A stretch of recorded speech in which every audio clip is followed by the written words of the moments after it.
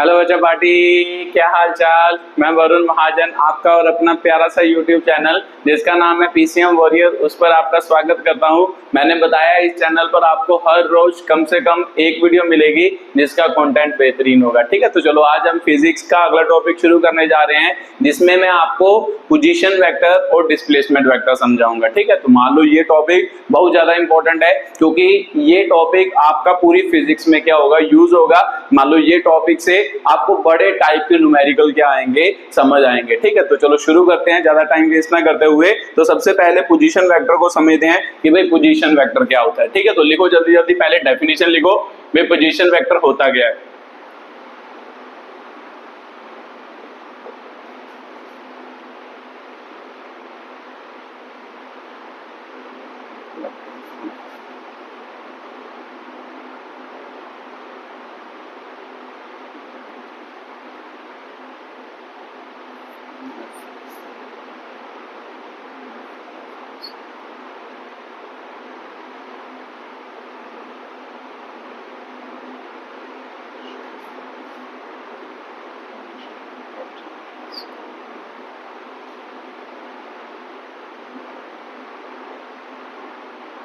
ठीक है, ये इसकी डेफिनेशन है कि भाई पोजीशन वेक्टर क्या होता है। तो चलो पढ़ के देखते हैं कि भाई ये वेक्टर ड्रॉन, मतलब ये वेक्टर एक बनाना है फ्रॉम ओरिजिन, मतलब ओरिजिन से और फ्रेम ऑफ रेफरेंस से या ओरिजिन से एक वेक्टर ड्रॉ करना है to the position of A क्या होगा, ऑब्जेक्ट होगा। मतलब जहां पर ऑब्जेक्ट प्रेजेंट है वहां, मतलब क्या, मतलब जहां पर ऑब्जेक्ट प्रेजेंट है वहां तक, मान लो कहां से, मान लो ओरिजिन या फ्रेम ऑफ रेफरेंस से एक वेक्टर ड्रॉ करना है, उसे हम क्या कहते हैं, पोजीशन क्या कहते हैं, वेक्टर कहते हैं। ठीक है, तो सर एक बार फिर से रिपीट कर दो, पोजीशन वेक्टर क्या है, सिंपल एक वेक्टर है जो हमने ओरिजिन या फ्रेम ऑफ रेफरेंस, दोनों वर्ड सेम ही होते हैं, ओरिजिन को ही हम फ्रेम ऑफ रेफरेंस मानते हैं, ओरिजिन या फ्रेम ऑफ रेफरेंस से जब एक वेक्टर ड्रॉ करेंगे, मान लो कहां तक, जहां पर ऑब्जेक्ट प्रेजेंट है ना, वहां तक एक वेक्टर ड्रॉ करेंगे, उसे हम क्या कहते हैं, पोजीशन वेक्टर कहते हैं। ठीक है, तो चलो समझते हैं कि वे कैसे। तो सर ओरिजिन कैसे बनाते थे, मान लो ये, मान लो कोऑर्डिनेट एक्सिस ले लिया ना, तो इसे हम क्या कहते हैं, ओरिजिन ऑफ ए क्या कहते हैं, मान लो ओरिजिन या फ्रेम ऑफ रेफरेंस कहते हैं, जहां पर ऑब्जर्वर प्रेजेंट होता है। तो मान लो कि भाई यहां पर एक ऑब्जेक्ट प्रेजेंट है ना, यहां पी पॉइंट ले लेते हैं, यहां पर ऑब्जेक्ट प्रेजेंट है, तो जो ऑब्जेक्ट यहां पर प्रेजेंट है, तो पोजीशन वेक्टर की डेफिनेशन क्या कहती है कि भाई वो वाला वेक्टर जो ओरिजिन से कहां तक ड्रॉ करना है, जहां पर ऑब्जेक्ट प्रेजेंट है, इसे हम क्या कहते हैं, पोजीशन क्या कहते हैं, वेक्टर कहते हैं। ठीक है, तो सर बात मेरे को क्लियर हो गई कि भाई पोजीशन वेक्टर क्या है। तो आपको पूछा जाए कि भाई ओपी वेक्टर, मान लो क्या ओपी वेक्टर क्या है, तो इसे हम क्या कहते हैं, पोजीशन क्या कहते हैं, वेक्टर कहते हैं फिजिक्स की लैंग्वेज में। तो सर ये आपका क्या हो गया, पोजीशन वेक्टर। ठीक है, तो उसके बाद ये बहुत इंपॉर्टेंट वेक्टर है, यहां से बहुत चीजें सीखने को मिलेंगी। क्या चीजें सीखने को मिलेंगी, अब ध्यान से देखो कि भाई कैसे। मुझे पता है सर कि भाई अगर मान लो इसे एक्स एक्सिस कहता हूं ना, इसे क्या कहता हूं, वाई एक्सिस। तो सिंपल सी बात है कि अगर आपको पूछा जाए कि भाई आप इधर को जा रहे हो ना, मान लो इधर को जा रहे हो, इसे हम वेक्टर में लिखें क्योंकि पोजीशन वेक्टर है, चलो इसे आर वेक्टर कह देते हैं, इसका नाम रख देते हैं आर वेक्टर, है ना। तो आर वेक्टर हो गया। मैं आपको पूछूं कि आप मान लो ओपी एक क्या है, मान लो ओ एक्स, सॉरी ओ, मान लो ओ से इधर की तरफ जाएं, वो एक क्या है, मतलब डिस्टेंस है। अगर मान लो क्या है कि भाई सिंपल बात करें तो आपको पता है कि इधर को जाएंगे 2 मीटर 3 मीटर 4 मीटर कोई ना कोई डिस्टेंस ही ट्रेवल होगा। मैं आपको कहूं कि भाई इसे वेक्टर में लिख के बताओ, तो सर ये कौन सी मान लो डिफिकल्ट बात है। ये आपने समझाया था कि भाई वेक्टर को कैसे लिखते हैं, मैंने आपकी पिछली वीडियोस में समझाया था कि भाई वेक्टर को कैसे लिखते हैं। वेक्टर किसके बराबर होता है, मैग्नीट्यूड ऑफ वेक्टर, साथ में क्या होता है, डायरेक्शन। तो डायरेक्शन को हम कैसे शो करते हैं, एक ऐप से, मतलब ए वेक्टर लिखना हो तो ए वेक्टर को कैसे लिखते हैं, मैग्नीट्यूड ऑफ वेक्टर लिखते हैं। उसके बाद क्या लिखते हैं, डायरेक्शन ऑफ क्या लिखते हैं, वेक्टर लिखते हैं, जिसे हम कैप से क्या करते हैं, शो करते हैं। तो मैंने पिछली भी टाइप्स ऑफ वेक्टर में समझाया था, ऑर्थोगोनल वेक्टर, जिसमें अगर मान लो आई को वेक्टर में शो करना हो तो इसकी डायरेक्शन कौन शो करता है, आई कैप शो करता है, आपको पता ही है। तो अगर इसको वेक्टर में लिखना हो तो सिंपल सी बात है सर, मान लो इसको एक्स को वेक्टर में लिखना हो तो हम कैसे लिख सकते हैं, एक्स आई कैप लिख सकते हैं, क्योंकि मुझे पता है कि भाई एक्स को अगर वेक्टर में लिखना है डिस्टेंस को, तो पहले क्या होगा, मैग्नीट्यूड ऑफ वेक्टर, साथ में डायरेक्शन। तो एक्स एक्स की डायरेक्शन किस में लिखी जाती है, आई कैप से क्या की जाती है, शो की जाती है।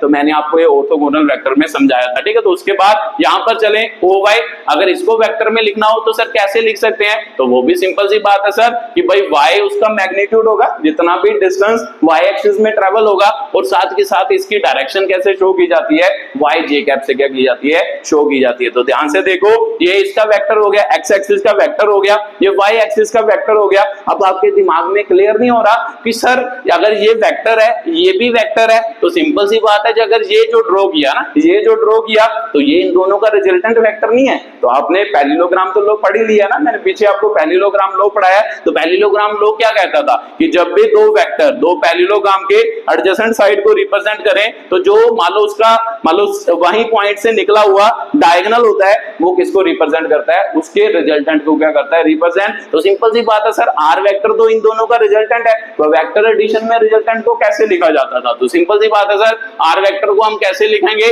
पहले ये वाला वेक्टर प्लस ये वाला वेक्टर, तो सिंपल सी बात है सर, इधर आएगा एक्स आई कैप और वाई क्या आएगा, जे कैप आएगा। तो ये बात आपको क्लियर हुई होगी।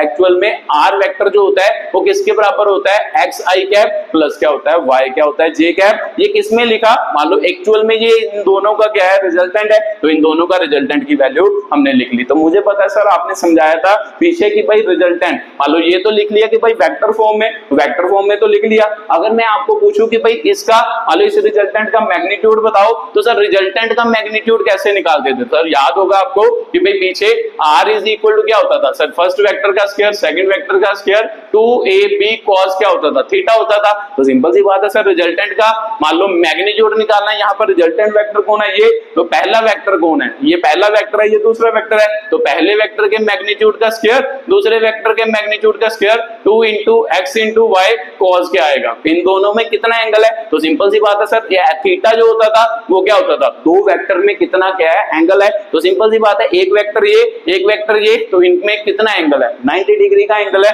तो cos क्या आएगा, 90 डिग्री। तो इसका मतलब r वेक्टर का मैग्नीट्यूड जो आया वो क्या आया, x square plus y square. तो मुझे पता है सर cos 90 तो 0 होता है, अगर cos 90 0 होता है तो इसका मतलब ये टर्म क्या हो जाएगी, खत्म हो जाएगी। ठीक है, तो एक्चुअल में ये इसका क्या निकला, मैग्नीट्यूड निकला। तो सर अब बात मेरे को समझ आ रही है कि एक्चुअल में मैग्नीट्यूड हम बोलते तो हैं, अगर वेक्टर को ऐसे लिखा हो, आपने सुना होगा, अगर आप मान लो क्लास मान लो आपने टीचर में समझाया होगा कि भाई आर वेक्टर जो होता है अगर ये हो तो इसका मैग्नीट्यूड क्या होता है, इसका स्क्वायर प्लस इसका स्क्वायर। तो एक्चुअल में आया कहां से, वो आपको बात समझ आई होगी, है ना। एक्चुअल में ये क्या है, ये रिजल्टेंट वेक्टर ही है, इन दोनों का रिजल्टेंट वेक्टर है। और रिजल्टेंट वेक्टर का मैग्नीट्यूड क्या होता था, पहले वेक्टर के मैग्नीट्यूड का स्क्वायर दूसरे वेक्टर के मैग्नीट्यूड का स्क्वायर प्लस 2xy मतलब a into b cos of मतलब जो उनके बीच एंगल होगा, तो उनके बीच एंगल कितना सर, 90। तो इसीलिए इसे तो बार बार लिखते ही नहीं, हम हमेशा क्या लिख देते हैं, डायरेक्टली। तो अब आपने याद रखना है, अगर मान लो कि भाई R vector X I cap है वाई जे कैप है, उसका रिजल्टेंट क्या होता है, मतलब रिजल्टेंट का मैग्नीट्यूड, इस आर वेक्टर का मैग्नीट्यूड क्या होता है, पहले वेक्टर के मैग्नीट्यूड का स्क्वायर दूसरे वेक्टर के मैग्नीट्यूड का क्या होता है, स्क्वायर होता है। ठीक है, तो सर ये बात तो मेरे को क्लियर हो गई। बट एक्चुअल में आप किस में बात करते हो, आपने पढ़ा होगा एक्चुअल में कोऑर्डिनेट सिस्टम में हम कितने एक्सिस यूज करते हैं सर, 3 एक्सिस यूज करते हैं, एक्स वाई जेड। क्योंकि स्पेस में अगर किसी की पोजीशन को शो करना हो तो 3 एक्सिस की क्या पड़ती है, जरूरत है ना। मान लो ये यहाँ पर एक पॉइंट है, इसको शो करना हो तो 3 एक्सिस की जरूरत ही तो पड़ती है। कैसे, देखो ध्यान से, अपने कमरे की मान लो वो वाली नुक्कड़ देखो, साइड वाली है ना, साइड वाली नुक्कड़ देखोगे तो सर उधर से इसका डिस्टेंस मेजर करना पड़ेगा, इधर से इसका डिस्टेंस, मान लो जेड एक्सिस हो गया, ये एक्स एक्सिस हो गया, ये वाई एक्सिस। तो सिंपल सी बात है सर, इसकी पोजीशन स्पेसिफाई करने के लिए 3 एक्सिस की जरूरत होती है। तो मैंने तो यहाँ 2 ही बनाए, एक ये बना दिया एक ये बना दिया। अगर मान लो यहाँ पर तीसरा एक्सिस भी होता ना, अगर मान लो यहाँ पर तीसरा एक्सिस होता तो सर तीसरा एक्सिस यहाँ पर शो किया जा सकता है। व्हाइट बोर्ड तो एक प्लेन है, तो प्लेन पर तीसरा एक्सिस शो नहीं किया जा सकता। बट आपको दिमाग में क्लियर होना जरूरी है, ये जेड एक्सिस है, तो जेड एक्चुअल में किधर होता है, जेड एक्चुअल में इधर प्रेजेंट होता है ना। जेड एक्सिस या तो इधर होता है या पीछे को क्या होता है, प्रेजेंट। मतलब पॉजिटिव जेड ड्रॉ करना है तो पॉजिटिव हम इसे मानते हैं, तो जेड एक्सिस किधर होगा, इधर को क्या होगा, प्रेजेंट होगा। तो एक्चुअल में जेड भी होगा, अगर जेड होगा तो जेड को वेक्टर में लिखना हो तो कैसे लिखेंगे सर, जेड साथ में क्या आएगा, के क्या पाएगा ना, मैग्नीट्यूड ऑफ वेक्टर, साथ में क्या आएगा, मान लो उसका क्या आएगा, मान लो क्या के क्या मतलब उसका यूनिट वेक्टर। तो सिंपल सी बात है, अगर मान लो आपने ये रिजल्टेंट लिखा था इन दोनों का, मान लो अगर आपका जो ये वाला वेक्टर हो वो स्पेस में हो, है ना, ये वाला वेक्टर मान लो मैं क्या कह रहा हूं कि आपका पोजीशन ये है तो पोजीशन ये है, तो ये तो स्पेस में आ गया। आप वहां ओरिजिन मान लो अपने कमरे की नुक्कड़ देखो, नुक्कड़ से इसकी पोजीशन देखो, तो नुक्कड़ से सर इसकी पोजीशन ये एक्चुअल में तीन डायरेक्शन में वेक्टर क्या है प्रेजेंट है। मान लो इस डायरेक्शन में भी प्रेजेंट है, इस डायरेक्शन में भी प्रेजेंट है, उस डायरेक्शन में भी प्रेजेंट है। इसका मतलब तीन डायरेक्शन में वेक्टर प्रेजेंट हुआ। तो फिर सिंपल सी बात है कि भाई एक्चुअल में ये जो होगा मान लो रिजल्टेंट है ना, ये जो एक्चुअल में रिजल्टेंट होगा वो तीनों वेक्टर का क्या होगा, रिजल्टेंट होगा। एक्चुअल में वो क्या होगा, तीनों वेक्टर का रिजल्टेंट होगा। तो एक्चुअल में यही होता है कि जब ये वेक्टर भी ड्रॉ करते हैं तो एक्चुअल में ये आर वेक्टर जो बना इन तीनों का क्या बना, रिजल्टेंट बना। तो सर मुझे पता है कि रिजल्टेंट को कैसे लिखते हैं, रिजल्टेंट वेक्टर को पहले वेक्टर का मैग्नीट्यूड प्लस दूसरे वेक्टर, है ना, पहला वेक्टर प्लस दूसरा वेक्टर प्लस तीसरा वेक्टर। तो सिंपल सी बात है सर, आपने इन दोनों का रिजल्टेंट तो निकाल ही लिया, इन दोनों का रिजल्टेंट क्या है ये। तो ध्यान से देखो, अगर इन दोनों का रिजल्टेंट ये आया उसके बाद इसका तो इसका भी तो रिजल्टेंट निकालना वेक्टर एडिशन से। तो सिंपल सी बात है सर, मान लो अगर ये वेक्टर मान लो क्या हो, है ना, मान लो इसे R1 कह देते हैं। R1 मतलब एक्चुअल में ये स्पेस में क्या है वेक्टर, अगर इसका रिजल्टेंट निकालना है तो सिंपल सी बात है सर, मुझको पता है कि भाई पहले वेक्टर का काम कौन करेगा ना। मान लो मुझे पता है R1 क्या है, मान लो 3 डायमेंशनल स्पेस में मान लो आपका वेक्टर है, तो इसका रिजल्टेंट तो आपने निकाल लिया, ये है ना, एक्चुअल में ये वेक्टर आपने निकाल दिया ना, ये वेक्टर आपने निकाल लिया, एक वेक्टर इधर भी मैंने ड्रॉ कर दिया। अब इसका और इसका क्या निकालना है, रिजल्टेंट निकालना है। तो इन दोनों का रिजल्टेंट निकालेंगे तो सिंपल सी बात है सर, इस प्लेन में जो भी आपको वेक्टर प्रेजेंट है वो इसके साथ कितने डिग्री का एंगल बनाता है, 90 डिग्री का एंगल बनाता है। ये बात तो आपको समझ आ रही होगी। मान लो इसमें एक्चुअल में रिजल्टेंट का मतलब क्या होता था कि इन दोनों का कॉम्बिनेशन, मतलब इन दोनों का जो मान लो कंबाइंड इफेक्ट होगा, है ना, दो चीजें, दो फोर्सेस लग रही हैं, उन दोनों का नेट जो इफेक्ट होगा उसे हम रिजल्टेंट कहते हैं। इन दोनों का कंबाइंड वेक्टर हमने क्या बना लिया ये। अब उसके बाद सर मेरे को पता है तीसरा वेक्टर इधर है, अब इन दोनों का रिजल्टेंट भी तो निकालना है, तो इन दोनों का रिजल्टेंट निकालना है। इसका मैग्नीट्यूड आपको पता है, तो इसका मान लो मैग्नीट्यूड भी आपको पता है। देखो ये मान लो जेड के कैप हो गया। अब इन दोनों का रिजल्टेंट निकाल लेते हैं, इसका और इसका। अगर इसका और इसका रिजल्टेंट निकालना है तो इसमें कितने डिग्री का एंगल है, 90 डिग्री का एंगल है। तो बनाते हैं R1 मतलब 3 डायमेंशनल स्पेस में आपका वेक्टर। तो सर इसके मैग्नीट्यूड का स्क्वायर, तो इसका मैग्नीट्यूड कितना है ये, अगर इसका स्क्वायर करोगे तो क्या आएगा, x square plus y square ही आएगा, प्लस उसके बाद इसके मैग्नीट्यूड का स्क्वायर, तो इसका मैग्नीट्यूड का स्क्वायर क्या होगा, z स्क्वायर, प्लस उसके बाद क्या होता है 2 इनटू फर्स्ट वेक्टर। तो फर्स्ट वेक्टर का काम कौन कर रहा है, ये कर रहा है x square plus y square, उसके साथ z स्क्वायर, है ना, second vector into cosine of angle between them. तो मुझे अभी तो आपने बताया सर इन दोनों में तो कौन सा एंगल होगा, ये मान लो xy प्लेन है, ये z है, तो xy प्लेन में और z में कितना एंगल होता है, 90 डिग्री का क्या होता है एंगल। तो सर इनमें भी तो 90 डिग्री का एंगल होगा। तो इसका मतलब R1 जो होगा वो एक्चुअल में किसके बराबर होगा, xy y square plus z square. तो सिंपल सी बात है सर, cos 90 0 होगा, तो इसका मतलब ये टर्म 0 होगी। तो एक्चुअल में जब स्पेस में वेक्टर होगा, स्पेस में मतलब अगर 3 डायरेक्शन में वेक्टर प्रेजेंट होगा तो उसका जो मतलब रिजल्टेंट का मैग्नीट्यूड होगा, या सिंपल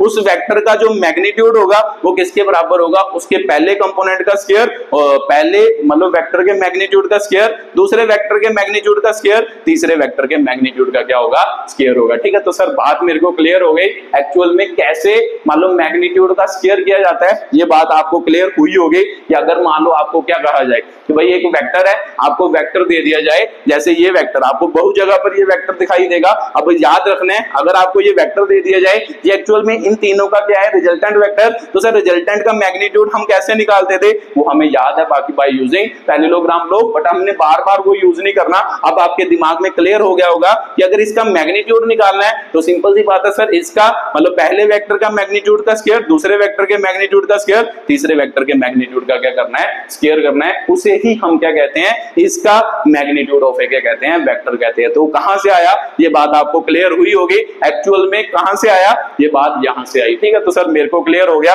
कि जब भी कभी कोई वेक्टर दिया होगा उसके मैग्नीट्यूड निकालना होगा ना। 3 डायमेंशन में ये मान लो 2 डायमेंशन में, ये 2 डायमेंशन में होगा ना, प्लेन में उसका मैग्नीट्यूड ऐसे निकलेगा। अगर मान लो 3 डायमेंशन में है, 3 मान लो तीनों एक्सिस में वेक्टर प्रेजेंट है तो उसका रिजल्टेंट कैसे निकलेगा, ऐसे क्या उसका रिजल्टेंट निकलेगा। ठीक है, तो सर बात मेरे को ये क्लियर हो गई। अब मेरे को समझ आया कि एक्चुअल में मेरे को क्लास में भी बताया गया था कि भाई क्या होता है कि भाई आर वेक्टर जो होता है वो एक्स आई कैप हो गया, वाई जे कैप हो गया, जेड के कैप हो गया। तो इसका मैग्नीट्यूड एक्चुअल मतलब होता है कि भाई पैरेललोग्राम लो, बट हमने सोचना नहीं है ज्यादा। इसका मैग्नीट्यूड क्या होगा, पहले के मैग्नीट्यूड का स्क्वायर, दूसरे के मैग्नीट्यूड का स्क्वायर, तीसरे वेक्टर के मैग्नीट्यूड का क्या होगा, स्क्वायर। ये आपका क्या हो गया, मैग्नीट्यूड हो गया। ठीक है, तो सिंपल सी बात है सर, ये बात तो मेरे को क्लियर हो गई। अब ये याद रखना है, ये बहुत इंपॉर्टेंट बात है कि जब भी किसी मतलब मैग्नीट्यूड का मतलब क्या, तो सर मैग्नीट्यूड का मतलब उसकी वैल्यू। तो जब भी किसी वेक्टर की वैल्यू पूछे, जैसे मान लो ये डिस्प्लेसमेंट वेक्टर हो,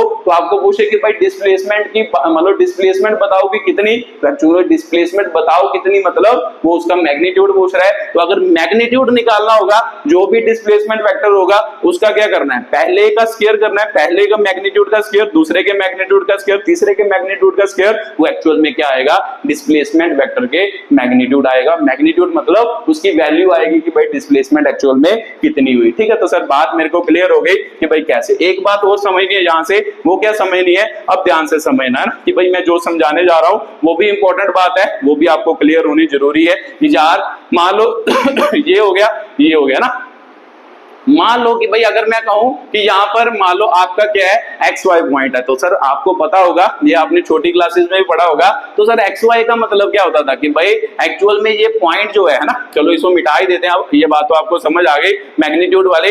ये मान लो अगर मैं पूछूं कि भाई ये वाला वेक्टर है ना, पी पॉइंट है, पी पॉइंट का मान लो कोऑर्डिनेट आपने पढ़ा होगा, ग्राफ वगैरह ड्रॉ किए होंगे, अब बात समझना अच्छे तरीके से। मान लो इसका एक्स कोऑर्डिनेट हो गया, ये वाई कोऑर्डिनेट हो गया, तो सर इसका मतलब होता था कि इस पॉइंट का एक्स एक्सिस से डिस्टेंस कितना है, मान लो x है, और y एक्सिस से डिस्टेंस कितना है, y है। यही तो बात होती थी एक्चुअल में। ये लिखने का मतलब क्या होता है कि इस पॉइंट का x एक्सिस से डिस्टेंस x है और y एक्सिस से डिस्टेंस कितना है, y है। तो यही तो लिखते थे। तो ध्यान से देखो, अगर मान लो आपको ये दिया है और ये दिया है, ये तो उसके पॉइंट है, इसके मान लो एक वेक्टर के पॉइंट है। अगर एक वेक्टर के पॉइंट है तो सिंपल सी बात है कि भाई ये x को रिप्रेजेंट कर रहा है, ये y को रिप्रेजेंट कर रहा है। तो इसे वेक्टर में लिखना हो, ये पॉइंट आपको दिया हो, है ना, ये पॉइंट दिया हो, तो ये एक्चुअल में इन दोनों का क्या है, रिजल्टेंट। तो इसको वेक्टर में लिखना हो तो सिंपल सी बात है सर, अगर मेरे को पॉइंट दिया होगा तो पॉइंट को कैसे लिखूंगा कि मैं ये वाला जो दिया है इसको वेक्टर में लिखूंगा, तो एक्स आई कैप आ जाएगा, तो ये होगा। तो इसमें मतलब वेक्टर में लिखूंगा वाई जे कैप आ जाएगा। क्यों आएगा, क्योंकि मुझे पता है कि भाई सर ये एक्स डायरेक्शन का वेक्टर है, ये किस डायरेक्शन का वेक्टर है, वाई डायरेक्शन का। तो इन दोनों का रिजल्टेंट कौन है, ये। तो रिजल्टेंट को हम वेक्टर एडिशन में कैसे लिखते हैं कि इस वेक्टर का मतलब इस वेक्टर प्लस सेकंड क्या होगा, वेक्टर होगा। ठीक है, तो एक्चुअल में ये फिर से कहां पर पॉइंट लिखा है, प्लेन में। तो आपने पढ़ा होगा कि भाई 3 डायमेंशन भी पढ़ा होगा, कई बार ऐसे लिखा होता है एक्स वाई जेड। इसका क्या मतलब होता है सर, इसका मतलब होता है कि ये वाला पॉइंट एक्स एक्सिस से इतना दूर है, कितना, ये वाई एक्सिस से कितना दूर है, इतना, जेड एक्सिस। एक्चुअल में ये पॉइंट यहां पर नहीं है, ये पॉइंट यहां पर है, जेड एक्सिस है ना। जेड एक्सिस कहां होता है, यहाँ। तो एक्चुअल में ये पॉइंट है ना, ये जो पॉइंट है एक्स एक्सिस से एक्स डिस्टेंस पर है, वाई एक्सिस से वाई डिस्टेंस पर है, और जेड एक्सिस, जेड कौन सा, ये वाला, और ये पॉइंट जेड एक्सिस से कहां पर है, मान लो जेड डिस्टेंस पर है। तो मान लो एक्चुअल में ये पॉइंट यहां पर नहीं होगा, ये पॉइंट यहां पर होगा ना, यहां पर होगा, यहां पर है ना। तो एक्चुअल में देखो ये पॉइंट यहां पर एक्स एक्सिस से भी दूर है, वाई एक्सिस से भी दूर है, और जेड एक्सिस से भी उसका कुछ ना कुछ क्या है, डिस्टेंस है। तो सिंपल सी बात है सर, अगर ये दिया होगा तो मुझे पता है सर इसका रिजल्टेंट लिखना है। तो रिजल्टेंट का मतलब क्या होता है, वेक्टर एडिशन में रिजल्टेंट वेक्टर क्या होता है, पहला वेक्टर प्लस दूसरा वेक्टर प्लस तीसरा वेक्टर। तो इसमें आपको बात क्लियर हुई होगी कि अगर मान लो आपको कभी भी आपको पोजीशन वेक्टर दिया हो ना, मान लो क्वेश्चन में आपको दिया हो कि भाई उसका पोजीशन वेक्टर है, पोजीशन वेक्टर का पॉइंट दे दिया हो, जैसे ये P पॉइंट है, इसका पॉइंट दे दिया हो, मान लो 3 4 5 आपको पॉइंट दे दिया हो, तो आपके दिमाग में क्लियर हो गया होगा कि सर ये तो x वेक्टर है, ये y वेक्टर है, ये z वेक्टर है। तो सिंपल सी बात है कि इस पॉइंट का पोजीशन वेक्टर अगर r है तो r को लिखना हो r वेक्टर, तो मुझे पता है सर इसको क्या लिखना है, वेक्टर फॉर्म में। इसको वेक्टर फॉर्म में लिखेंगे तो 3i कैप, क्योंकि ये x डायरेक्शन में वैल्यू है, ये किस डायरेक्शन में है, y डायरेक्शन में। तो सर प्लस क्यों करना है, क्योंकि एक्चुअल में ये इन तीनों का क्या है, रिजल्टेंट है। तो सिंपल सी बात है, r वेक्टर इक्वल टू क्या होगा, 3i कैप होगा, उसके बाद 4j कैप होगा, 5 क्या होगा, k कैप। तो वेक्टर एडिशन के, तो उनका रिजल्टेंट क्या आ गया, r वेक्टर आ गया। ठीक है, तो बात मेरे को क्लियर हुई कि जब भी सर मेरे को स्पेस में कोई पॉइंट दिया होगा उसको कैसे लिखना है, पहले वाले को x मतलब जो भी दिया होगा उसके साथ i कैप, वो वेक्टर बन गया। उसके बाद बाद ये वाला मान लो जे कैप वो भी वेक्टर बन गया, उसके बाद ये वाला वो भी एक वेक्टर बन गया। तो तीनों को ऐड करके लिख देना है। ऐड क्यों किया ये बात आपको समझ आई होगी, क्योंकि एक्चुअल में ये इन तीनों का क्या है, रिजल्टेंट क्या है, वेक्टर है। तो रिजल्टेंट वेक्टर ऐसे तो लिखते थे वेक्टर एडिशन में, जब मैंने समझाया था ना r vector is equal to क्या होता था, ए वेक्टर प्लस क्या होता था, बी वेक्टर। दो वेक्टर होते थे, अगर तीन वेक्टर, पॉलीगॉन लॉ समझाया तो पॉलीगॉन लॉ में क्या होता था सर, आर वेक्टर किसके बराबर, पहला वेक्टर प्लस दूसरा वेक्टर प्लस तीसरा वेक्टर। तो ये मान लो तीन वेक्टर ही तो आगे, एक वेक्टर एक्स डायरेक्शन में 3i कैप, वाई डायरेक्शन में 4j कैप और जेड डायरेक्शन में कितना है 5k कैप है। इनको तीनों को ऐड करके लिख दिया।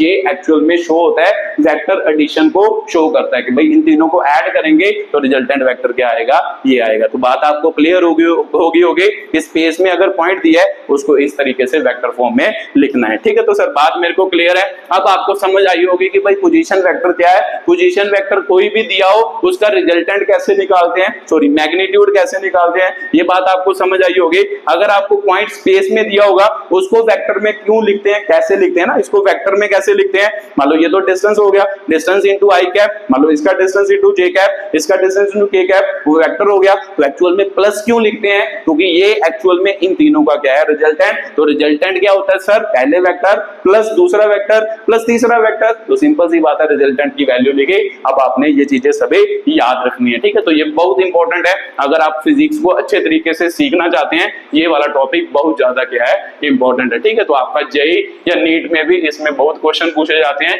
ठीक है। तो चलो पहले एक और वेक्टर समझते हैं जिसका नाम है डिस्प्लेसमेंट वेक्टर, फिर आगे की बात करते हैं, क्वेश्चन करते हैं इनके। तो अगला लिखो डिस्प्लेसमेंट क्या होगा, वेक्टर होगा, ठीक है। तो ये भी एक इंपॉर्टेंट बात है, ये भी क्या रखनी है, याद रखनी है, ठीक है। चलो डिस्प्लेसमेंट वेक्टर क्या होता है, ये लिखो, the vector drawn from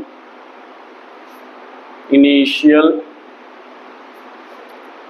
position to final position of object, ठीक है। तो इसे हम क्या कहते हैं, डिस्प्लेसमेंट वेक्टर कहते हैं। तो क्या मतलब इसका कि भाई एक वेक्टर ड्रॉ करना है, पढ़ के देखो, द वेक्टर ड्रॉन फ्रॉम, मतलब एक वेक्टर ड्रॉ करना है कहां से, initial position of a object, मतलब जब ऑब्जेक्ट मतलब स्टार्टिंग पर जहां प्रेजेंट है वहां से वेक्टर स्टार्ट करना है ड्रॉ करना, और कहां तक ड्रॉ करना है, to the final position of A क्या होगा, ऑब्जेक्ट। तो जब ऑब्जेक्ट चला होगा तो उसकी कुछ ना कुछ पोजीशन चेंज हुई होगी, तो जो पोजीशन चेंज हुई है इनिशियल पोजीशन से फाइनल पोजीशन एक वेक्टर ड्रॉ करेंगे, जिसे हम क्या कहते हैं, डिस्प्लेसमेंट क्या कहते हैं, वेक्टर कहते हैं, ठीक है। तो क्या सर एक बार मतलब बना के बताओ। तो जैसे मान लो यहाँ पर ओरिजिन है ऑब्जर्वर, तो मेरे को पता है सर इनिशियली पोजीशन यहाँ पर मान लेते हैं, मान लो P, तो यहाँ पर है, तो सिंपल सी बात है सर ये वाला वेक्टर क्या होगा, है ना, इसे हम क्या कहते हैं, ओपी वेक्टर को मान लो R1 वेक्टर कह देते हैं। तो ओपी वेक्टर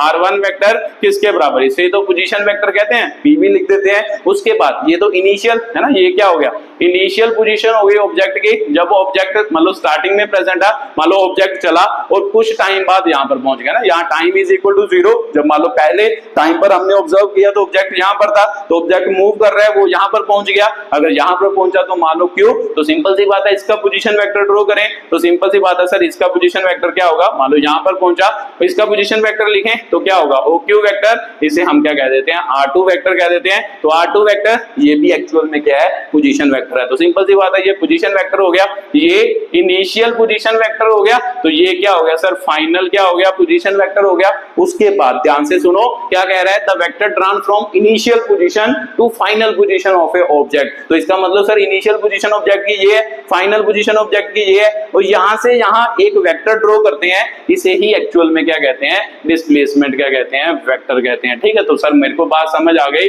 कि एक्चुअल में जहां पर ऑब्जेक्ट इनिशियली प्रेजेंट था वहां से जहां पर ऑब्जेक्ट फाइनली प्रेजेंट है एक वेक्टर ड्रॉ करते हैं, उसे हम क्या कहते हैं, मान लो डिस्प्लेसमेंट क्या कहते हैं, वेक्टर कहते हैं, ठीक है। तो सर बात मेरे को क्लियर है, ये बात आपको समझ आई होगी। तो चलो डिस्प्लेसमेंट वेक्टर बना के देखते हैं पोजीशन वेक्टर की टर्म में, क्योंकि अगर एक्चुअल में डिस्प्लेसमेंट वेक्टर किसकी टर्म्स में हमें मान लो पेपर में आता है या इसके क्वेश्चंस आते हैं, पोजीशन वेक्टर की टर्म्स में इसके क्या आते हैं, मान लो क्वेश्चंस आते हैं, ठीक है। तो सर मान लो ये वेक्टर निकालना है, वेक्टर कौन सा, PQ वेक्टर निकालना है। तो अगर PQ वेक्टर निकालना है तो यहां पर भी एक्चुअल में क्या लगता है, ट्रायंगल क्या लगता है, लो लगता है। तो लगाओ ट्रायंगल लो, तो सर ट्रायंगल लो अप्लाई करेंगे। तो ट्रायंगल लो हमने पढ़ा है पीछे, है ना, अगर नहीं पढ़ा तो मान लो जरूर ये वीडियो देखना, वहां से बातें सीखोगे तो अच्छे तरीके से सारी बातें क्या आएंगे, समझ आएंगी। ठीक है, तो ट्रायंगल लो क्या कहता था कि जो दो वेक्टर होते हैं, दो वेक्टर सेम ऑर्डर में, तो सर ये मान लो वेक्टर इधर गया, मान लो अपने मोशन को ऑब्जर्व करो। ऑर्डर का मतलब मैंने आपको पिछली वीडियो में भी बताया था, अपने मोशन को क्या करो, ऑब्जर्व करो।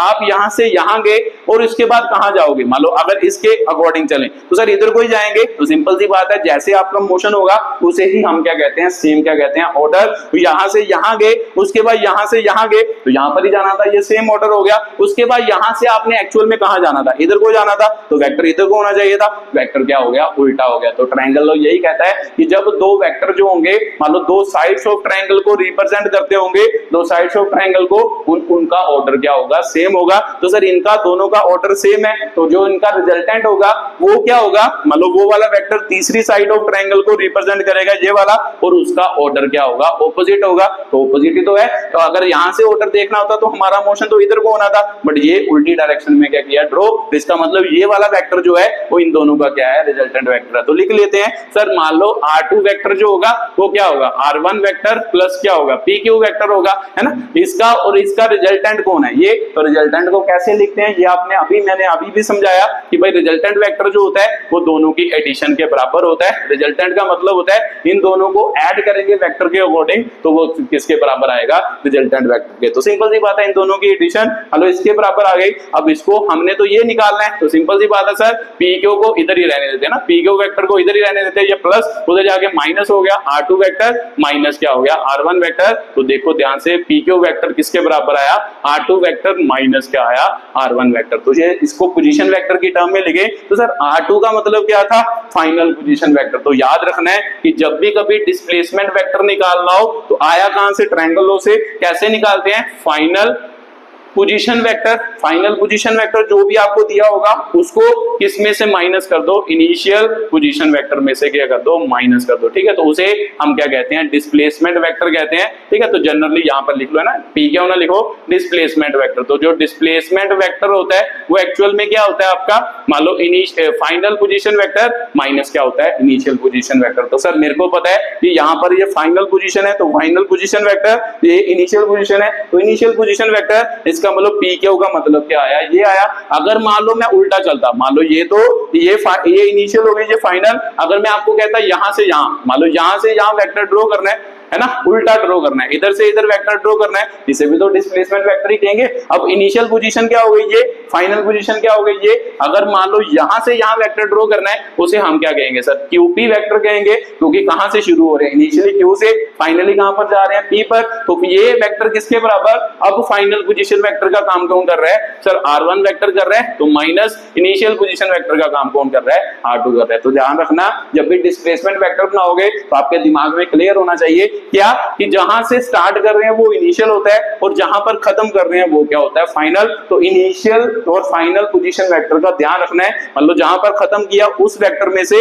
मतलब जहां पर स्टार्ट किया उस वेक्टर को क्या करना है, माइनस करना है, उसे ही हम क्या कहते हैं, डिस्प्लेसमेंट वेक्टर कहते हैं। ठीक है, तो सर बात मेरे को क्लियर हो गई। अब ये बात ध्यान रखनी है, ये बहुत इंपॉर्टेंट बात है। ठीक है, तो सर बात मेरे को क्लियर हो गई। अब उसके बाद मान लो कई बार आपको क्या दिया होगा, मान लो पोजीशन वेक्टर नहीं दिए होंगे, मान लो स्पेस में, तो कैसे क्वेश्चन होगा, मान लो देखते हैं कि भाई मैं एक क्वेश्चन लिख के बताता हूं, फिर उसके क्वेश्चन न्यूमेरिकल करते हैं। ठीक है, तो जैसे जनरली आपको क्या दिया होगा, ठीक है, मान लो यहाँ पर, मान लो जनरली उन्होंने क्या कह दिया होगा कि भाई मान लो ऑब्जेक्ट इनिशियली कहां पर प्रेजेंट था, यहाँ पर प्रेजेंट था, XY Y1, तो यहाँ पर क्या हो गया Z1, मान लो इनिशियली, फाइनली वो कहां पर पहुंचा, यहाँ पर पहुंचा, तो उसकी यहाँ पर कोऑर्डिनेट क्या है, X2 Y2 और Z2 है। तो आपको पूछेगा कि भाई बताओ डिस्प्लेसमेंट वेक्टर क्या है। तो सर मेरे को पता है कि अगर डिस्प्लेसमेंट वेक्टर निकालना है ना, तो ये P पॉइंट हो गया, ये Q पॉइंट हो गया। अगर डिस्प्लेसमेंट वेक्टर निकालना है तो मुझे क्या चाहिए, पोजीशन वेक्टर चाहिए, इनिशियल पोजीशन वेक्टर और फाइनल पोजीशन वेक्टर। तो पोजीशन वेक्टर कैसे बनाते हैं,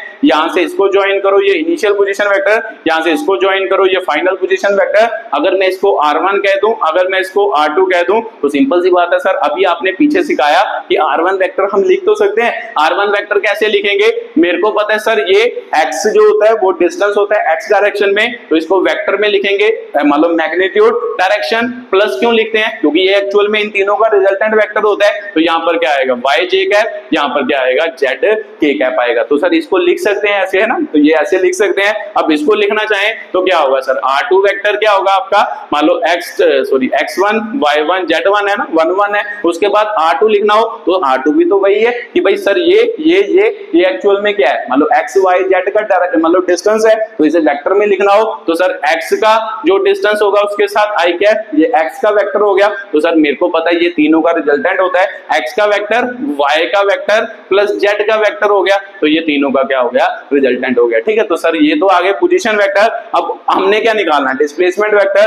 तो सर डिस्प्लेसमेंट वेक्टर क्या होता था, pq vector final vector minus initial vector. तो फाइनल वेक्टर क्या है, x2 y2 j कैप हो गया प्लस z2 क्या हो गया, k कैप हो गया, उसके बाद माइनस, है ना, नीचे लिख रहा हूं मैं, चलो मान लो इधर ही लिख देता हूं सामने।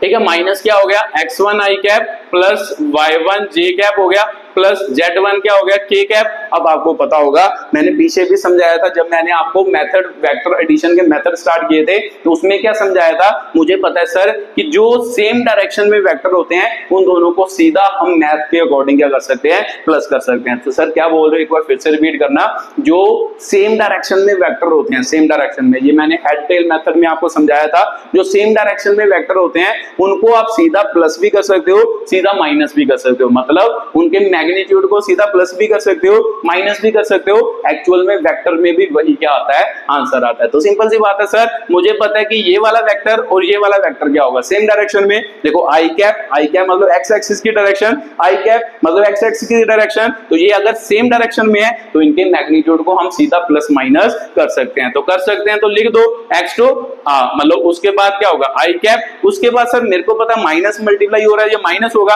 तो इसे हम ऐसे लिख दें x1 आई कैप, तो ये मैंने पहला लिख दिया ना, इसको इसके साथ लिख दिया। क्यों लिखा, क्योंकि ये सेम डायरेक्शन में है, अगर सेम डायरेक्शन में होंगे तो सेम डायरेक्शन को हम दोनों वेक्टर को ऐड सब्ट्रैक्ट सिंपल मैथ्स के अकॉर्डिंग कर सकते हैं। तो सिंपल सी बात है। उसके बाद अगला लिखते हैं सर ये और ये भी सेम है, तो इसको भी लिख देते हैं y2 j कैप लिख देते हैं, साथ में क्या हो गया ना minus multiply y1 j cap हो गया। उसके बाद सर इसको इकट्ठा लिखते हैं तो z2 k कैप हो गया, तो उसके साथ माइनस ही हो गया ना, तो माइनस z1 क्या हो गया, k कैप हो गया। तो देखो इन दोनों में i कैप क्या निकल रहा है, कॉमन निकल रहा है, तो x2 minus x1 i cap हो गया, y2 माइनस क्या हो गया y1 j कैप हो गया, z2 माइनस क्या हो गया z1 k कैप हो गया। तो ये आपका डिस्प्लेसमेंट वेक्टर आया। तो आपको समझ आया होगा कि डिस्प्लेसमेंट वेक्टर सिंपली क्या होता है, सिंपल मान लो जो इन दोनों के कोऑर्डिनेट है उनको माइनस करना है ना, फाइनल में से ये माइनस करना है, फाइनल में से ये माइनस करना है, फाइनल में से ये माइनस करना है, वो आपका डिस्प्लेसमेंट वेक्टर आएगा।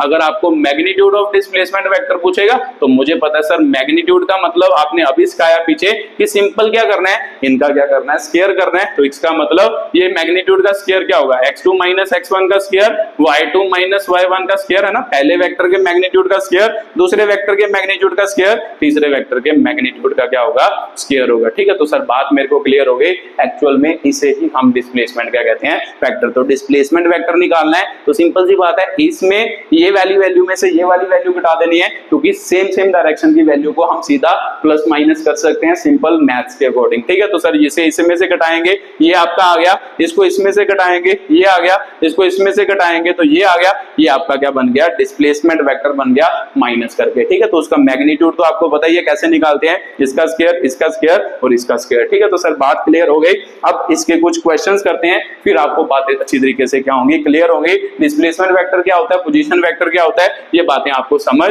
आई होंगी। ठीक है, तो चलो शुरू करते हैं। मान लो क्वेश्चन करना तो जल्दी जल्दी लिखते जाना और साथ साथ में मेरे क्वेश्चन करते जाना। ठीक है, तो लिखो पहला क्वेश्चन,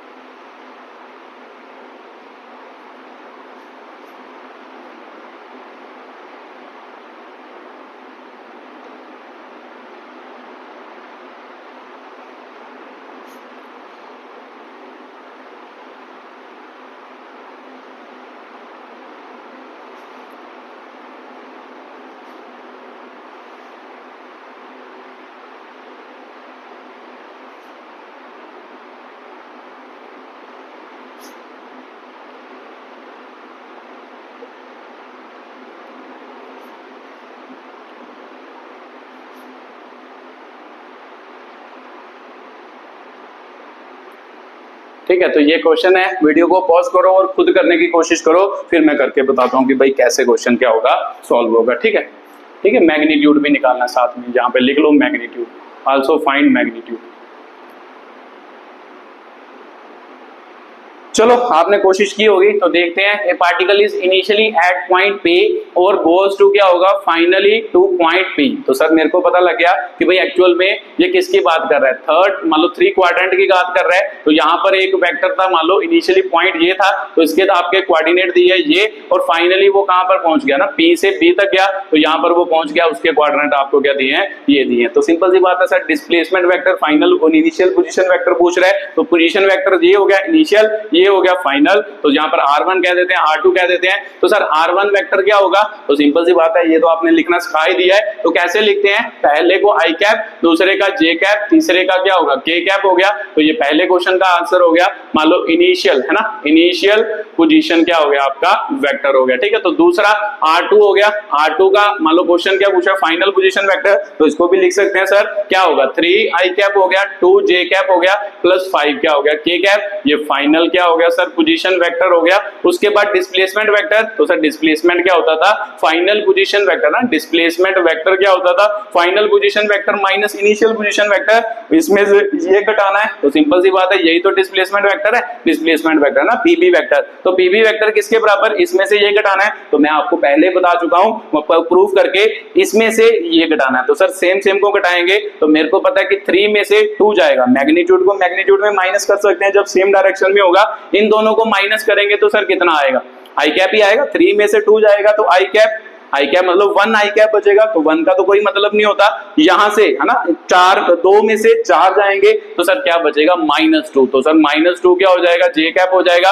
5 में से 6 जाएंगे तो माइनस क्या बचेगा, K कैप बचेगा ना। 5 में से 6 जाएंगे, -1 बचेगा, तो -1 में भी इसका कोई मतलब नहीं है। ठीक है, तो ये बात आपको क्लियर होगी कि भाई क्या इसकी क्या बने, मान लो डायरेक्शन बने, क्या इसकी क्या बने, वैल्यू बने। ठीक है, तो ये आपके क्या थे, इनिशियल पॉइंट थे। ठीक है, तो चलो बस अब इसको सॉल्व करना है, तो बस इसको सॉल्व करके अब इसका क्या निकाल सकते हो, रिजल्टेंट निकाल सकते हो। अब इसकी मैग्नीट्यूड भी पूछा है, ये आपका इनिशियल वेक्टर बन गया, ये आपका फाइनल पोजीशन वेक्टर बन गया। उसके बाद डिस्प्लेसमेंट सर, इसमें से ये माइनस किया I कैप, इसमें से ये माइनस किया ना, इसमें से ये माइनस किया -2 J कैप, इसमें से ये माइनस किया -K कैप। तो मैग्नीट्यूड तो निकाल ही सकते हो। सर इसका मैग्नीट्यूड क्या होगा, R1 वेक्टर का मैग्नीट्यूड सिंपल सी बात है सर, इसका स्क्वायर प्लस इसका स्क्वायर प्लस क्या होगा, इसका स्क्वायर होगा, तो प्लस कर लो 4 और 16 प्लस शेषी का 36, कितना हो गया सर, मान लो 36 और कितना हो गया, भुंजा हो गया ना, बताली और भुंजा और शपुंजा हो गया। तो सर ये आ गया।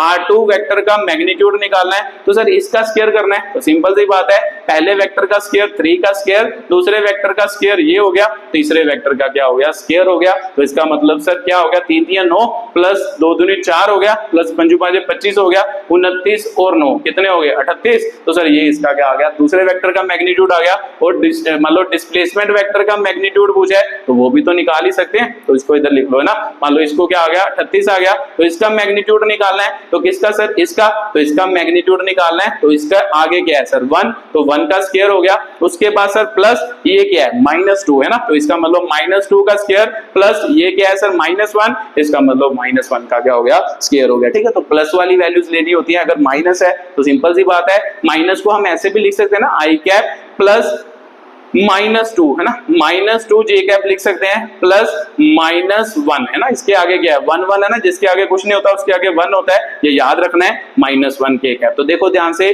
कि भाई I कैप के आगे कौन है, 1 है, 1 का स्क्वायर, इसके आगे -2 का स्क्वायर, इसके आगे भी -1 है, 1 का स्क्वायर। तो सर 1 का स्क्वायर 1 ही होता है ना, 1 प्लस 2 2 जा कितना हो गया, 4 हो गया, और 1 का स्क्वायर क्या हो गया, 1। तो इसका मतलब ये कितना बना, √6 बना। ठीक है, तो ये मैग्नीट्यूड निकल गया पहले वेक्टर का, ये मैग्नीट्यूड निकल गया दूसरे वेक्टर का, ये मतलब इनिशियल पोजीशन वेक्टर का मैग्नीट्यूड, ये फाइनल पोजीशन वेक्टर का मैग्नीट्यूड, ये आपका क्या आ गया, मान लो डिस्प्लेसमेंट वेक्टर का क्या आ गया, मैग्नीट्यूड आ गया। तो पहला क्वेश्चन तो आपको क्लियर हुआ होगा, बस आसानी से अगर आपने कॉन्सेप्ट सीख लिया है तो ये क्वेश्चन आप आसानी से कर सकते थे। ठीक है, तो चलो एक इस टाइप का और करके बता देता हूं मैं आपको, फिर थोड़े बढ़िया क्वेश्चन करते हैं जिसमें थोड़ा दिमाग भी लगे, है ना। चलो लिखो जल्दी जल्दी सेकंड क्वेश्चन। तो सेकंड क्वेश्चन क्या है उसको लिखो जल्दी जल्दी। ठीक है, तो क्या है, find vector A and its magnitude. Find vector A and its magnitude if its initial position. If its initial position initially at a point है ना, initially position नहीं, initially at a point मान लो 1 2 -1 and terminal point 3 2 और 2। ठीक है, तो ये question करने की कोशिश करो, आप खुद कर सकते हो, मान लो आपको समझ आ ही जाएगा। ठीक है, चलो आपने कोशिश की होगी, तो देखते हैं कि भाई क्या है। कहता फाइंड वेक्टर ए वेक्टर पता करो, इट्स मैग्नीट्यूड, मतलब वेक्टर भी पता करो, इट्स मैग्नीट्यूड भी पता करो, इफ इट इनिशियली है ना, if it initially at point this and terminally, या फाइनली लिख लो, एंड फाइनली एट पॉइंट क्या होगा, दिस होगा। तो सिंपल सी बात है सर, डिस्प्लेसमेंट वेक्टर की बात ही कर रहा है कि वही बोल रहा है कि ए वेक्टर पता करो जो मान लो कहां से इनिशियली मान लो पॉइंट यहां से ड्रॉ किया गया और फाइनल पॉइंट क्या है यहां तक क्या किया गया, ड्रॉ किया गया। तो बना लो जल्दी जल्दी। तो सर मेरे को पता है कि ये पी पॉइंट, तो इसका मतलब इसके कोऑर्डिनेट आपको क्या दिए हैं, ठीक है, 1 2 -1 दिए हैं, तो ये क्यू पॉइंट हो गया। तो क्यू पॉइंट के कोऑर्डिनेट 3 2 2 दिए हैं। तो आपको क्या पूछ रहा है, इनिशियल से फाइनल वेक्टर भी पूछ रहा है और नाल के साथ डिस्प्लेसमेंट भी पूछ रहा है ना, मतलब मैग्नीट्यूड भी पूछ रहा है। तो सर R1 वेक्टर क्या हो गया, ये तो लिख ही सकते हो। अब क्या हो गया, आई कैप हो गया, तो उसके बाद सर 2 आ गया, तो +2 के जे कैप हो गया, माइनस ये आ गया तो के कैप हो गया है ना। तो उसके बाद सर R2 वेक्टर आ गया, R2 वेक्टर क्या है 3 आई कैप हो गया, उसके बाद 2 जे कैप हो गया, उसके बाद +2 क्या हो गया, के कैप हो गया। ठीक है, तो सर ये हो गया। तो डिस्प्लेसमेंट वेक्टर क्या है सर, पी क्यू वेक्टर ही तो डिस्प्लेसमेंट वेक्टर है। तो डिस्प्लेसमेंट वेक्टर क्या होता है, इसमें से है ना final position vector minus initial, और मान लो सामने वाले को क्या करना है, माइनस करना है। तो जब करेंगे तो सर इसमें से ये जाएगा, तो 2 आई कैप, 3 में से ना 1 गया, तो 2 आई कैप, 2 में से 2 गया, तो सर 0 बचा, या 0 जे कैप लिखना है तो लिख लो। अब इसमें से ये जाएगा, तो ये 2 है, माइनस ये जाएगा तो माइनस क्या होगा, 1 होगा। ऐसे लिखते हैं ना। मान लो यहां से मान लो एक बार अच्छे तरीके से समझ लो, इसमें से ये जाएगा, इसका मतलब 3 - 1 होगा, 3 - 1 मतलब 2, इसमें से ये जाएगा, इसका मतलब इसमें से ये जाएगा 2 - 2, इसका मतलब 0। अब इसमें से ये जाएगा, इसका मतलब 2 माइनस फॉर्मूले का, और माइनस इसके आगे भी लिखा है, ये हो गया। तो इसका मतलब आंसर कितना आया, 3 आया। तो सर 3 कितना आया प्लस का, तो इसका मतलब 3 क्या आ गया आपका, के कैप आ गया। तो इसको आप सॉल्व करना है। अब इसको आप सॉल्व कर ही सकते हो खुद, आप इसको क्या कर सकते हो, सॉल्व कर सकते हो। तो देखते हैं कि भाई क्या आंसर बनता है। तो सर इसका मैग्नीट्यूड भी पूछा है, तो इसका मतलब इसका मैग्नीट्यूड निकाल दो। क्या होगा, मान लो पहले वेक्टर का स्क्वायर प्लस दूसरे वेक्टर का मैग्नीट्यूड का स्क्वायर प्लस तीसरे वेक्टर के मैग्नीट्यूड का स्क्वायर, तो इनका स्क्वायर ही तो करना है। तो इसका मतलब क्या हुआ सर, 2 दूनी 4, 0 का स्क्वायर का कोई मतलब नहीं है, 9 हो गया। तो इसका मतलब अंडर रूट कितना आ गया, 13। तो इसका मतलब पी क्यू वेक्टर का जो आंसर आया मैग्नीट्यूड का, वो क्या आया, मतलब सिंपल पी क्यू लिख लो, P Q is equal to कितना आया, अंडर रूट 13। ठीक है, तो ये आपका क्या है, मान लो आंसर है। ये आपका फाइनल क्या था, वेक्टर था, डिस्प्लेसमेंट वेक्टर। ठीक है, तो सर बात मेरे को ये भी क्लियर हुई। ये आपका अगला क्वेश्चन था, किसकी टर्म्स में, पोजीशन और डिस्प्लेसमेंट के वेक्टर की टर्म्स में। ठीक है, तो चलो अगले क्वेश्चन की बात करते हैं कि भाई अगला क्वेश्चन क्या है। थोड़ा अब बढ़िया क्वेश्चन करते हैं कि भाई जिसमें थोड़ा सा क्या लगे, एक्स्ट्रा क्या लगे, दिमाग लगे। ठीक है, तो चलो एक क्वेश्चन वैसे यूनिट वेक्टर का भी मैं आपको समझा देता हूं, क्योंकि यूनिट वेक्टर जब मैंने समझाया था वहां पे मैंने आपको ये बात नहीं समझाई थी। ठीक है, तो आपको याद होगा, अगर आपने पिछली वीडियो देखी है तो यूनिट वेक्टर की डेफिनेशन आपको पता होगी। यूनिट वेक्टर क्या होता था, A cap is equal to क्या होता था sir, A vector upon magnitude of a vector. अगर ए वेक्टर का हम यूनिट वेक्टर लिख रहे हैं तो सिंपल सी बात है सर, ए वेक्टर मान लो क्या हो गया, ए मैग्नीट्यूड ए को ऐसे भी तो लिख सकते हैं। एक क्वेश्चन इसका भी कर लेते हैं यूनिट वेक्टर वाला, तो वो लिखो जल्दी लिखो, find unit vector of 4 I cap -3 J cap plus क्या होगा, के कैप होगा। तो इसका मान लो यूनिट वेक्टर क्या करना है, फाइंड करना है। तो सिंपल सी बात है सर, यहाँ पर आपने ए वेक्टर की टर्म में बात की है, तो लेट कर लेते हैं कि ये ए वेक्टर ही है। 4 आई कैप हो गया, -3 जे कैप हो गया, प्लस क्या हो गया, के कैप हो गया। तो सर जब भी माइनस आए, अगर किसी को दिक्कत हो ऐसे लिख लिया करो, 4 आई कैप प्लस -3 जे कैप लिख लो प्लस के कैप लिख लो। ठीक है, तो इसका मतलब इसकी वैल्यू कितनी है, -3 है। ठीक है, तो उसके बाद चले, तो सर मेरे को पता है यूनिट वेक्टर निकालना है। तो यूनिट वेक्टर का मतलब क्या, ए, पहले तो ऊपर वेक्टर ही लिखना है, तो वेक्टर लिख लेते हैं 4 minus 3j cap plus k cap हो गया अपॉन मान लो magnitude, magnitude of a vector है, तो sir magnitude of a vector कैसे निकालते हैं, पहले वेक्टर के मतलब मैग्नीट्यूड का स्क्वायर, तो सर इसका स्क्वायर, उसके बाद सर इसके मैग्नीट्यूड का स्क्वायर, इसका मतलब इसका स्क्वायर, उसके बाद सर इसके मैग्नीट्यूड का क्या होगा, स्क्वायर होगा। ठीक है, तो ये आपका क्या है, स्क्वायर है। तो इसे सॉल्व करो तो देखो क्या बनता है। सर ये देखते हैं कि भाई a कैप ऊपर तो वेक्टर ही आएगा सर, 3j कैप हो गया प्लस k कैप हो गया, तो साथ में 4 चौके 16, 3 दिए कितना हो गया 9 और 1 एकम क्या हो गया 1, तो sir 4i cap minus j cap plus k cap, तो मेरे को पता है 16 और 9 25, 25 और 1 26, तो इसका मतलब ये आपका क्या बना, यूनिट वेक्टर बना। ठीक है, तो इसे क्या कहते हैं, इस वेक्टर का क्या कहते हैं, यूनिट वेक्टर कहते हैं, जो हमने क्या किया, ड्रॉ किया।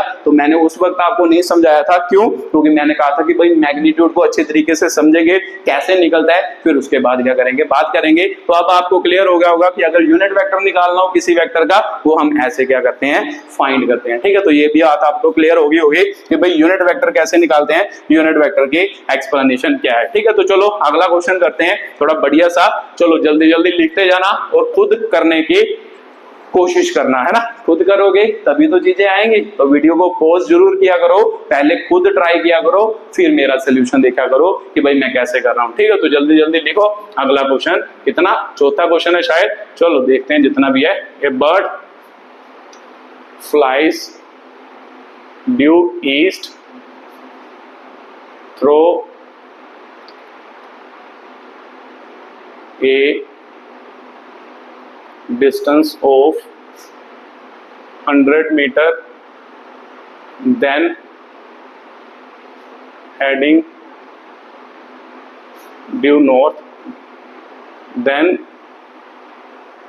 क्या लिखा है, then heading due north by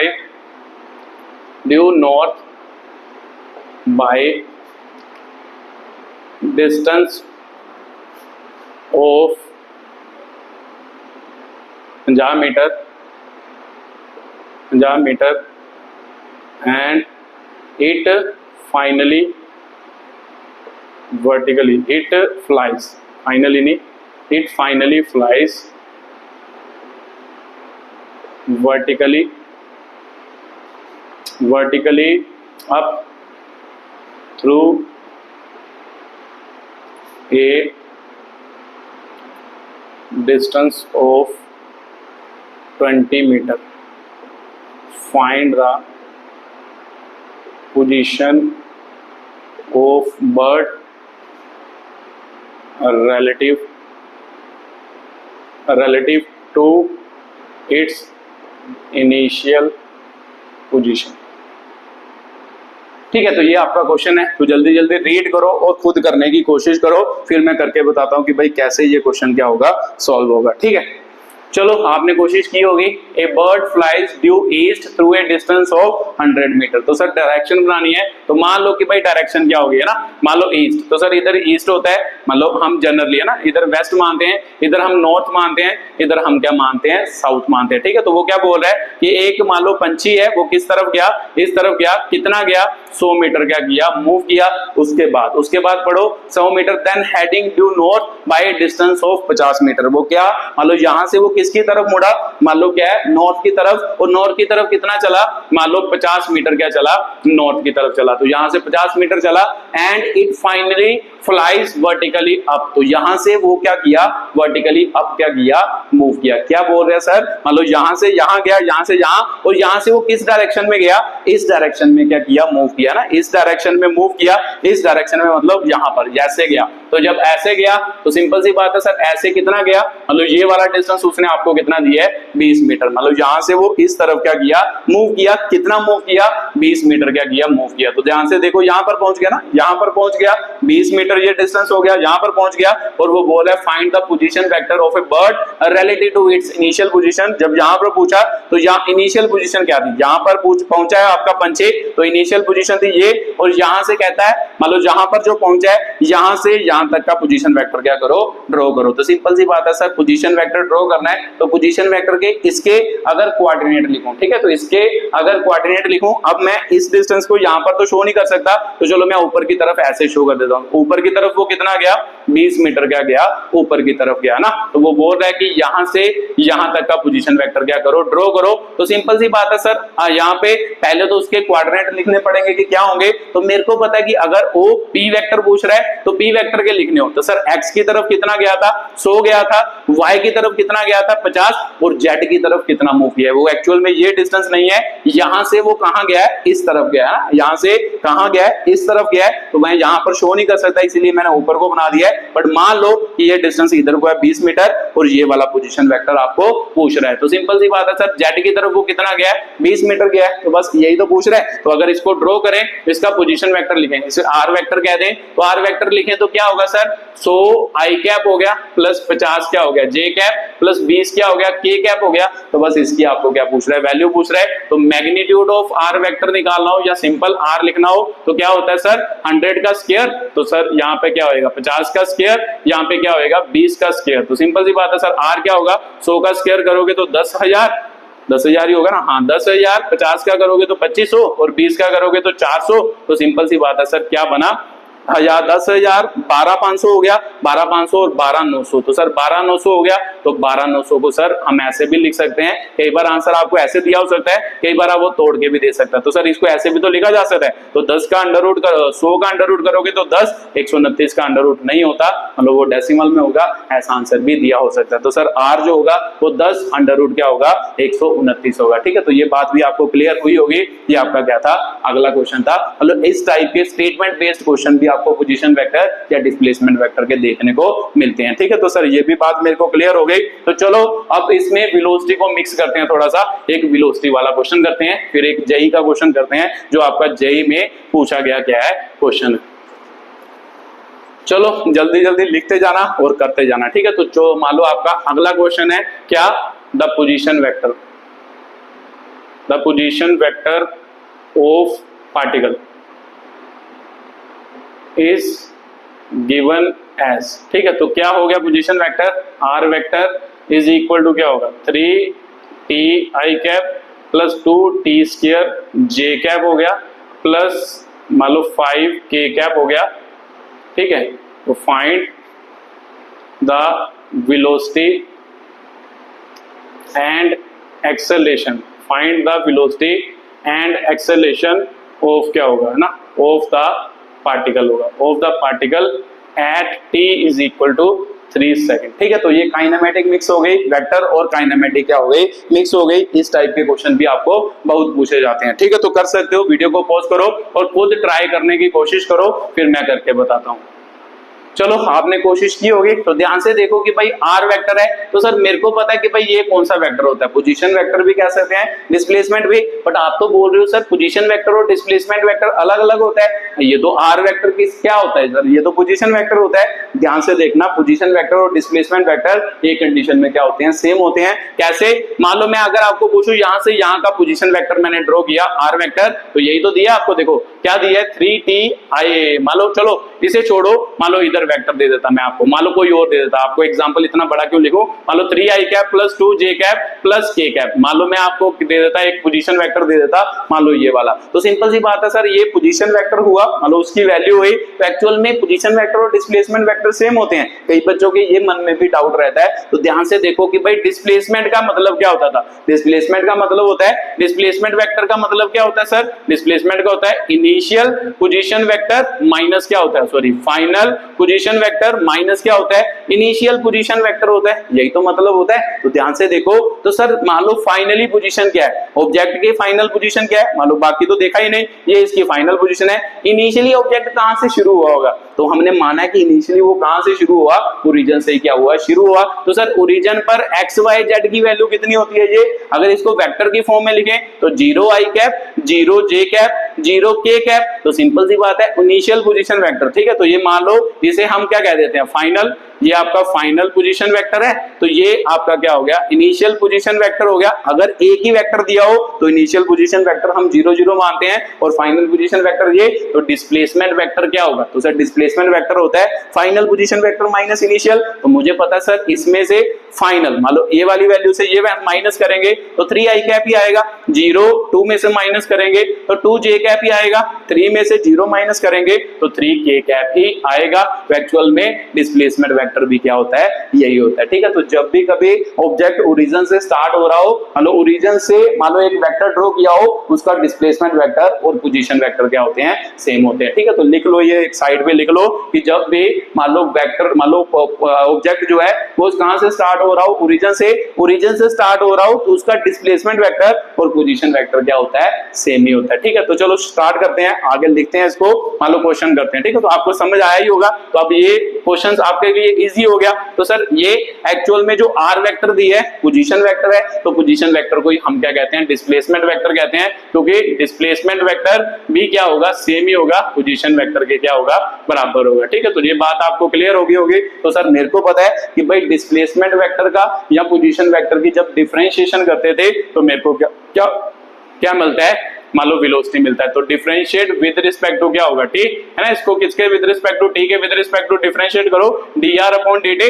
अगर डिफरेंशिएट करोगे तो सर मेरे को पता है कि भाई आपने डिफरेंशिएशन पढ़ा है, अगर नहीं पढ़ा तो ये जरूर देख के आना वीडियो, क्योंकि डिफरेंशिएशन के क्वेश्चन मान लो आपके चलते ही जाएंगे। ठीक है, तो 2t² हो गया, j कैप हो गया, तो डिफरेंशिएशन ऑफ क्या हो गया, 5k कैप हो गया। तो सर मेरे को पता है 3 तो कांस्टेंट है और t की differentiation with respect to t 1 होती है, तो इसका मतलब साथ में क्या बच गया, आई कैप, 2 बाहर आ गया। तो सर t² की डिफरेंशिएशन है ना, यहां से 2 क्या आ गया, मतलब कांस्टेंट को बाहर ही लिख लो, तो कांस्टेंट तो बाहर आ गया, इसका कांस्टेंट भी बाहर, तो सर ये तो है ही कांस्टेंट है, तो सिंपल सी बात है यहां पर करेंगे तो सर x⁻n वाला फॉर्मूला, तो x⁻n वाला फॉर्मूला क्या होता था, n इंटू क्या होता था, x⁻n - 1, 2 आगे 2⁻2 - 1 है ना, t⁻2 - 1 t बचा, तो साथ में j कैप आ गया, तो यहां पर इसकी क्या होगी सर, ये कांस्टेंट है, कांस्टेंट की डिफरेंशिएशन क्या होती है, 0 होती है। ठीक है, तो सिंपल सी बात है सर, क्या बचा, 3i cap, 4t, j cap बच गया, तो k कैप तो बचा ही नहीं। तो ये किसकी वैल्यू आई है sir,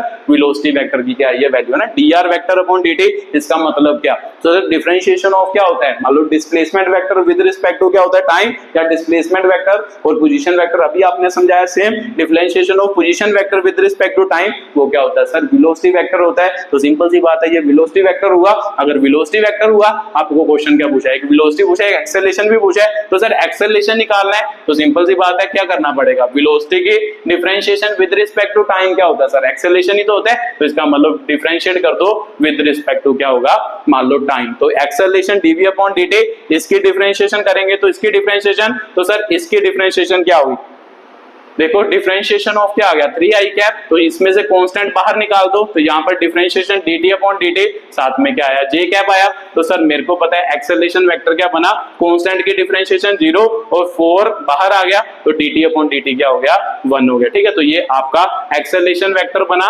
acceleration vector 4j cap क्या बना, एक्सेलरेशन वेक्टर बना। ठीक है, तो ये बात भी आपको क्लियर हुई होगी। उसके बाद क्वेश्चन पढ़ो कि भाई क्या पूछ रहा है, ये वेलोसिटी वेक्टर बन गया, ये एक्सेलरेशन वेक्टर बन गया। ठीक है, तो अगर डिफरेंशिएशन में कोई दिक्कत है तो डिफरेंशिएशन के वीडियो देख के ये क्वेश्चन निकालने की कोशिश करना। ठीक है, तो चलो देखते हैं कि भाई क्या, find the velocity and acceleration of particle at t = 3 second. तो सर मेरे को पूछ रहा है वेलोसिटी t = 3 सेकंड पर, तो यहाँ पर टाइम है, वहां पर वेलोसिटी की मान लो टाइम की वैल्यू भर दो, तो सर 3i कैप हो गया, t यहाँ पर है, तो इसका मतलब यहाँ पर वैल्यू भरो टाइम की 3 सेकंड है, 3 सेकंड पर वेलोसिटी पूछ रहा है, तो इसका मतलब वेक्टर 3i कैप प्लस कितना हो गया, 12j कैप हो गया। ठीक है, तो ये तो वेक्टर बना, वो एक्चुअल में क्या पूछ रहा है, फाइंड वेलोसिटी। तो मैंने पीछे भी आपको समझाया था, जब आपको वेलोसिटी पूछे या एक्सेलरेशन पूछे या डिस्प्लेसमेंट पूछे, वो एक्चुअली आपको क्या पूछ रहा है, उसका मैग्नीट्यूड पूछ रहा है, मैग्नीट्यूड मतलब उसकी वैल्यू पूछ रहा है। तो सिर्फ सिंपल सी बात है, अब इसका मैग्नीट्यूड तो हम निकाल ही सकते हैं, इधर निकाल देते हैं ना, इसका मैग्नीट्यूड यहाँ पे निकाल देते हैं, तो यहाँ पर निकालेंगे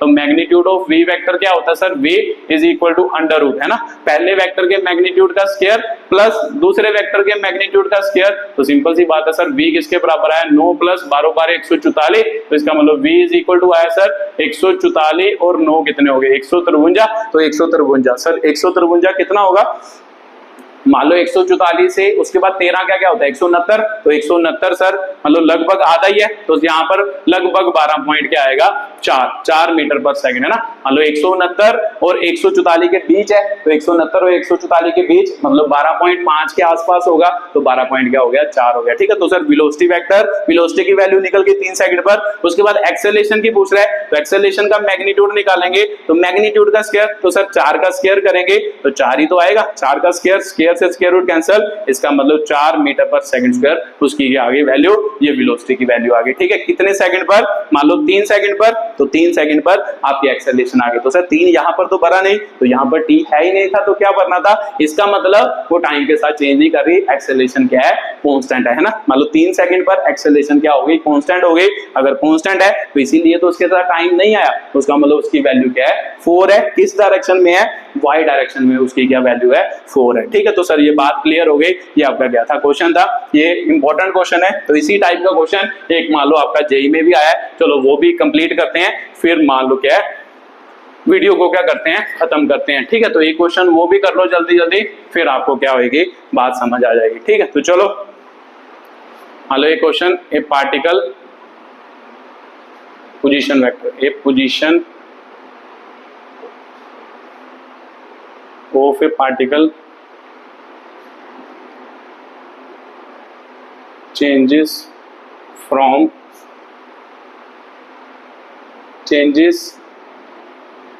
according to position vector, according to RT is equal to आपको दिया है RT आपको दिया है 15 t square i cap plus 4 minus 20 t square j cap दिया है। ठीक है, मान लो ये दिया है, तो फाइंड मैग्नीट्यूड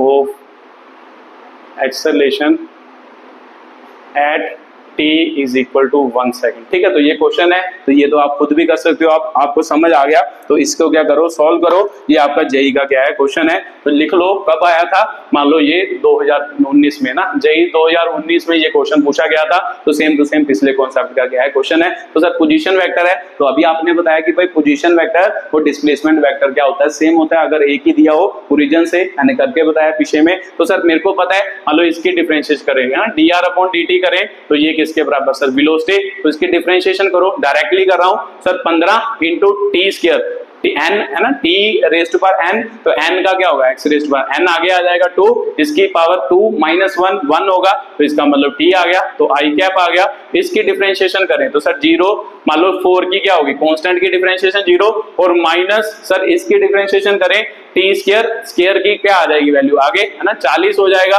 उसके बाद t x raise to power n मतलब क्या होता था n आगे आ गया, तो 20 गुना 40 हो गया, और n माइनस 1 हो गया, मतलब 2 माइनस 1, जिसका आंसर क्या आएगा 1 आएगा। तो सर ये आ गया, तो इसको सॉल्व कर लेते हैं, j कैप हो गया, तो ये क्या बना 15 गुना 30 t i कैप बना, उसके साथ माइनस है ना, माइनस ही बचा, 40 में से ये जाएगा माइनस 40 बचेगा, माइनस t j कैप आ गया। ठीक है, तो सर ये आपकी वेलोसिटी की वैल्यू आई। अब वेलोसिटी की बात तो कर नहीं रहा, अब किसकी बात कर रहा है सर, एक्सेलरेशन की वैल्यू बात कर रहा है। अगर एक्सेलरेशन की कर रहा है तो फिर से डिफरेंशिएशन करो, मेरे को पता है कि सर वेलोसिटी की differentiation with respect to time क्या होती है, इंस्टेंटेनियस क्या होती है एक्सेलरेशन, मतलब सिंपल एक्सेलरेशन की वैल्यू होती है एक पॉइंट के ऊपर, तो सिंपल सी बात है सर एक्सेलरेशन आ गया। अब इसकी डिफरेंशिएशन करो, 30 तो कांस्टेंट है, तो सर t की differentiation with respect to t क्या होती है 1 होती है, तो इसका मतलब t खत्म हो गया।